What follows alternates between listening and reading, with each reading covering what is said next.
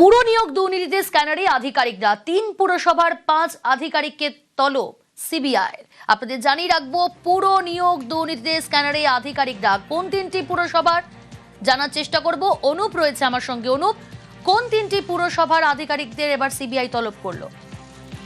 পৌর নিয়োগ দুর্নীতি মামলায় সিবিআইয়ের পক্ষ থেকে এবার পৌরসভা আধিকারিক থেকে তলব করা হলো।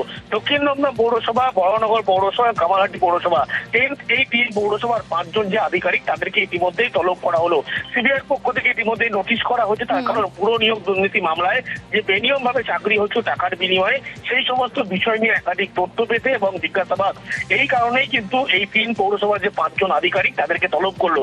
সিবিআইয়ের পক্ষ থেকে বলা হলো তার নোটিশ করে আজকের মধ্যে সরাসরি সিবিআই দপ্তর সেই দপ্তরে হাজির হওয়ার কথা, বেশ কিছু নথি নিয়ে আসতে বলে। তার কারণ সেই সময় তৎকালীন তারা এই যখন বেনিয়ম ভাবে চাকরি হয়েছিল দায়িত্বে ছিল, এবং সেই কারণে সিবিআই এর পক্ষ থেকে তাদেরকে জিজ্ঞাসাবাদ করে যে মোটিভ অনুযায়ী যে চাকরি হয়েছিল বেনিয়ম ভাবে, এই সমস্ত কিছু জানতে চায়, সেই কারণে তাদের তলব করা হলো।